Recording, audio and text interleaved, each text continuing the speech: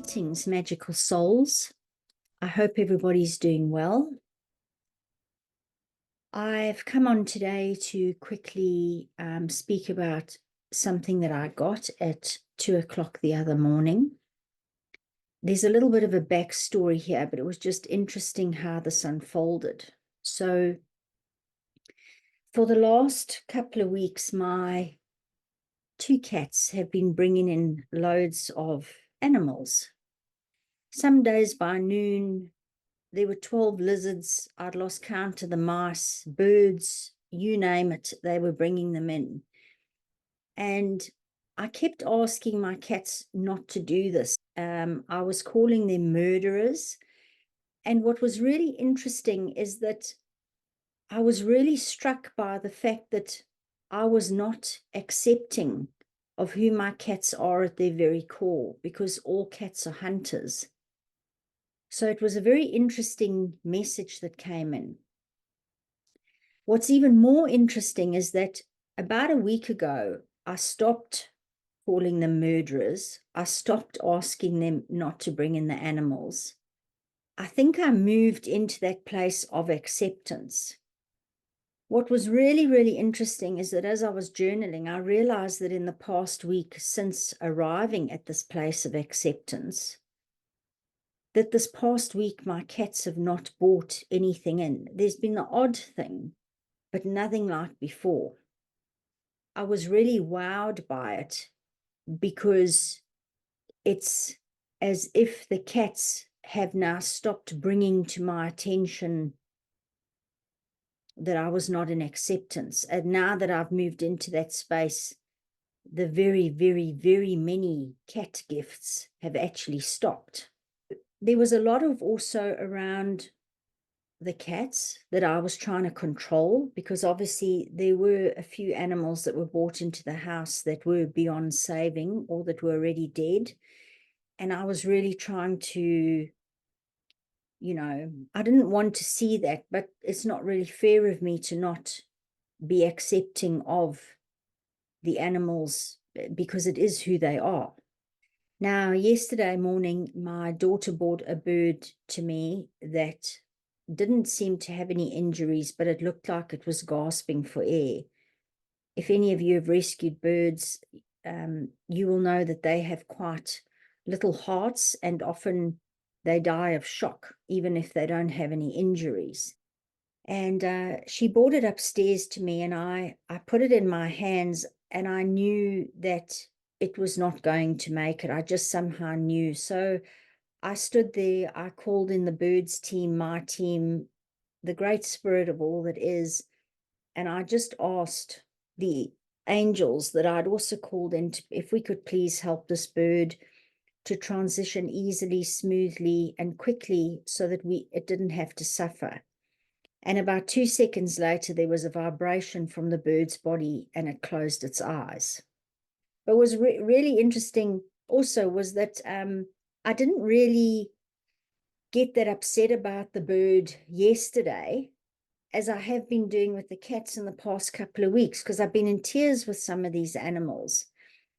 And it was again in the acceptance, because I'd been focusing on the couple that we had lost or that had been injured. But yet there've been, for everyone that's been like that, there've been countless others who we've set free and who we've rescued from the cats. So it was again a reminder that it's not in my control. It's acceptance and it's surrender, and that every being is going to go in its own time. It isn't up to me. So the lessons have been profound this week. And I hadn't really realized what they were until I was prompted to get out of bed and journal. I really wanted to share this because the animals and my cats this past week have just taught me so many lessons, how to move into that place to be really accepting, how to be accepting of myself and where I am in my journey. Because sometimes I feel like I keep fighting against it, and then sometimes I go, well, I don't know why I'm stuck again, or why do I feel like I'm in a loop, or like it's Groundhog Day. And there are certain things that seem to keep repeating, and I've been a little bit hard on myself the past couple of weeks. what really came in while I was journaling is that I'm being shown what I need to let go of. So what patterns or programs are no longer serving me? What qualities do I really need to master? And notice I don't say understand here, because it's more a needing to be felt and embodied and experienced and then integrated, because we do this with our heart and soul, not with our mind. So again, it's with the true embodiment of the acceptance. So the qualities of acceptance, surrender, trust, all of those things. If I'm just trying to do them in my mind, they seem to just keep coming back. And I go, well, of course I accept myself, but actually I don't. I might have accepted myself in my mind, but I haven't truly embodied that acceptance, if that makes any sense. So what I was getting is that these things are going to keep coming back and being shown to us until we actually fully embody them and we almost become them. So you can't just keep telling yourself that you accept, you surrender, you trust without fully experiencing or embodying all of those. And really, again, the message is just because we can't intellectualize our way out of this or fool ourselves into thinking that we're a certain way when we're not a certain way, because that authenticity is very much at the fore at the moment. So what the brain is doing is just not cutting it at the moment. It has to really be felt, embodied, integrated. You become those virtues or those things. Are they virtues? I don't know. You know what I mean. I'm sure you know what I mean. So my question is, how does this show up for you? The animals are giving me all these lessons at the moment, but if any of you are in this loop or the feeling stuck or the things keep just reappearing and it's like Groundhog Day, we are really being shown where we need to release our mindsets, our habits, our limiting beliefs. What came in is that if anybody is out there is stuck like this, is to see this as a blessing, because we are finally seeing the things that we now need to transform. Because you are stuck in this loop or it keeps coming back and you feel like you are stuck, it is because you are no longer on autopilot. These things were actually happening all of the time to us, but it's only now that we're becoming aware. Oh, I'm back here again. Oh, I'm back here again. Oh, I'm back here again. Because you've noticed that you were there the 3 or 4 times before and you're noticing now. This is a huge, huge blessing, and we need to stop seeing it as a negative. The habits and the programs and belief systems are so deeply embedded that sometimes we don't even know what is there half the time. And this is why they're being shown to us and why it feels like we're being stuck. But we're more aware, we're more conscious, and it's actually all really good. The other reminder was to also look at the positive and not the negative, because we tend to be really negative. One bad thing's happen out of 50 good things, and all we think about is the one bad thing. We don't look at how far we've come, what we've achieved. We just focus on the thing that's gone wrong in that moment. So stop and look at how far you've grown. Stop and look at all the hurdles that you've overcome. It doesn't mean just because something keeps coming back that you haven't made any progress. You really need to take stock on the progress that you've made. What was really profound for me and what struck me is that mostly it is my human need for control. And then when I fall out of that surrender and acceptance mode, I'm realizing that when I'm in those need for control moments, the underlying reason for that is always fear. That was an incredibly interesting observation for me at, 3:30 the other morning. All the things that cause me heartache, cause me to feel lost, adrift, are underlined by my need for control. But that need for control is always underlined by fear. And I didn't realize that until the other day. At this point, I did really feel the dragons around me. Again, the message was to fly with them so that we can rise above any situation and gain this perspective from higher up. They call it a zooming out. And they're offering a simple visualization that when we feel stuck, to just go on a ride with them. Detach from where you are, go on a ride with them, and try and look at the situation that you're in. They can help us gain this higher viewpoint.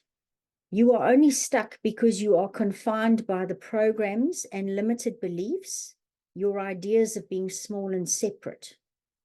We remind you that you need to get out of the mind and into the heart. You cannot accept this mentally, but you will always find acceptance in your heart. And you can only accept yourself within your heart. You cannot accept yourself with your mind. Everything that you desire is in your heart. Feeling lost or stuck is part of the illusion. And we now ask you to look at expectations. What are these? Look at when you're needing to control. You expect that when you've done some work on an issue, that it will go away, or it will look like this, or feel like that. But it is that expectation. An expectation is something that lives in the future. You are not present. You are not allowing. You are not being. You are already building up a future idea of what something will look like, feel like, be like, when you cannot possibly know. And that expectation is what causes a lot of the disillusionment and the disappointment. You humans have the saying, did it exceed or meet my expectations? Or didn't it meet my expectations? We are asking you to look at what an expectation is. It's because you expect that you often feel disappointed and low, because it isn't how it unfolds. Instead of just allowing what will be to be and to be present, we ask you to start forgetting expectations. It's only in the present moment that you can create your reality, because it's the only time you're truly in your heart and you're fully being conscious. It is the only place that you can experience wonder and magic, and to be shown just how good things can be. Because in the present moment, you have the curiosity, the childlike wonder. So we ask you again, when you experience disappointment or a sense of being stuck, why would you be disappointed or stuck unless you expected something other than what has arrived? You can explore any discomfort with a sense of curiosity, and you will soon realize that it is an illusion, as you simply aren't being present, being accepting. You need to be out of control. Now, this was a profound statement, because it was in that moment that I realized that 2 weeks ago, I said to my husband, the cats are completely out of control when they were bringing in all these animals. And the thing is that when I think of being out of control, it's like a thing, everything's spiraling, everything's going to chaos. The message really in what the dragons have said is that we need to start looking at our words and our sayings. And this is so profound. Even some of our sayings and our words have been manipulated or changed to mean something different. And what they're saying at the moment is we need to be out of control. When you are out of control, you are in surrender, trust, flow, all of those good things. Being out of control does not mean that everything's spiraling and going to shit. It means being out of the controlling mindset. This was the next part of their message. Do you know how much energy you spend on controlling, expecting, wanting, wishing? But all of this is done in the mind, and it's all done from a place of lack and fear. Take away the lack and the fear, or look at why that is there. Why do you need to control? Why do you long for X, Y, and Z? Why do you have to feel or be a certain way? What is wrong with you right now? And even if this is negative, from your perspective, i.e., you're having a bad day or a moment, or things do not feel all good, what is wrong with that? Why do you need to get somewhere else? Why do you need to be someone else? Why can you not just be present even if you're experiencing some sort of discomfort? Because when you are present and you are experiencing the discomfort or you're having a bad day, you know that it will pass. You know that it's all experience. You know all this because you are connected to your heart space when you are present, and that each moment simply is what is. It's all experience. You are not what you are experiencing. You are the one watching. Expectations of new earth and the new you and the new this, and when we get there and when we've got that, forget about all of this. It is here now. You reach new earth by being present in each moment and creating this new earth. In this present moment, creating when you feel, taste, touch, you are fully in it, fully immersed. That is where your creative power is, because your heart energy is behind it. You can only create from the now. You cannot create from the past or future. Dream it into being. Hold all the feeling of what you want in each moment. Feel the joy and the love and the freedom, because those are the underlying feelings about where you want to be and where you want to go. So focus on the feelings, send out that desire, and it ripples out. You become the high frequency or the high vibration of the joy, the freedom, all these things. And the universe has to match that and give it back to you. So remember that your outside world matches what you are within. Yes, there are challenges. We are not saying that you are to avoid or bypass or not acknowledge them. But when you are present, you simply cannot wallow and get stuck, because you understand in your heart that this too shall pass. And whether it's a minute or an hour or a day later, it doesn't matter. You pick up your dream, your vision, your desire again, and you continue on your path. Where do you want to focus your energy and attention? On the pain or on the magic? We remind you again to ask for help if you need it. It will be provided, always. You are not alone. But again, do not have expectations of what that help might look like. You need to allow trust and surrender, and know in each moment that what you desire is already yours. You just need to accept it and allow it to come in. Your thoughts and ideas often prevent things that have already come in, but you've not even been aware of them.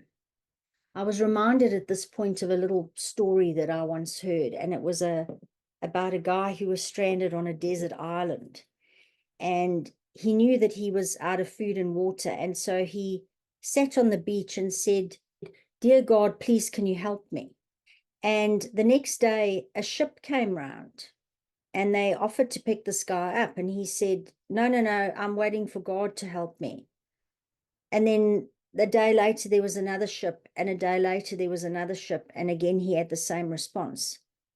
And when he died and got up to heaven, he said to God, I asked for help, and you didn't help me. And God said, I sent 3 boats. Really, it's again with our expectations. When something doesn't look or feel or arrive in the way that we want it, we could even miss the magic that is already right in front of us, because we are so focused and we've got such a mental image of what something needs to show up like. And that's really the essence behind this message. You all have the tools within you. And we remind you that if you feel lost, slow down and connect. It is because you have reached outside yourself, as you have been so used to doing, and you will keep being reminded to go within, because that's where you are. That's where everything is. You simply need to come home to you. A reminder also that when you are having your moments that aren't so good, instead of shying away from and going, oh, I feel lost, or, oh, what am I going to do? Or, oh, why am I here again? We ask you to lean into that discomfort, because that's where your true self is. And to start allowing the little voice that is highlighting these things to get louder and louder. In fact, hand it a megaphone and see what it wants to tell you in that extreme discomfort. Because once again, you have absolutely nothing to fear by experiencing the negative.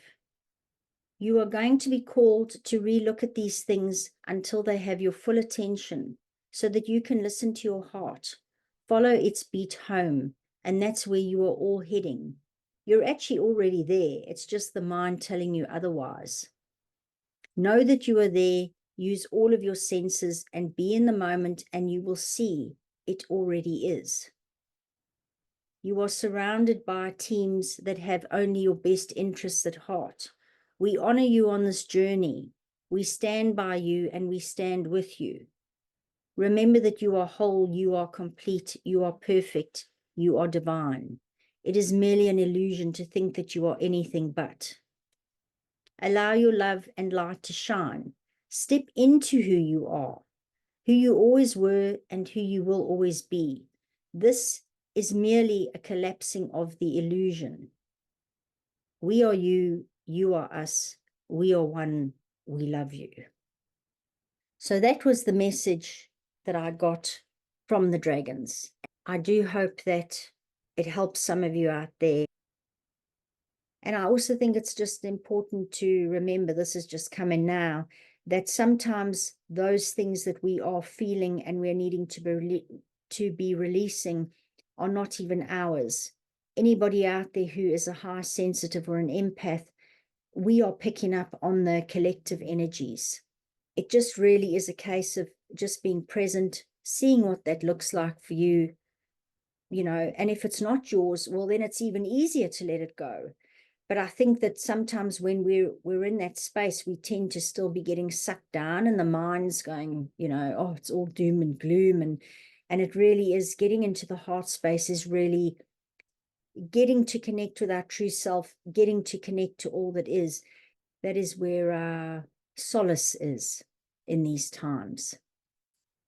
There might be people around you that are doing things. What are they trying to show you? Like my animals were showing me. I mean, it's uncanny how this all has just happened. So look to see what signs you are being shown about where you need to release, and then just do it. Thank you so much for listening. Sending you all so much love and wishing you a magical week ahead.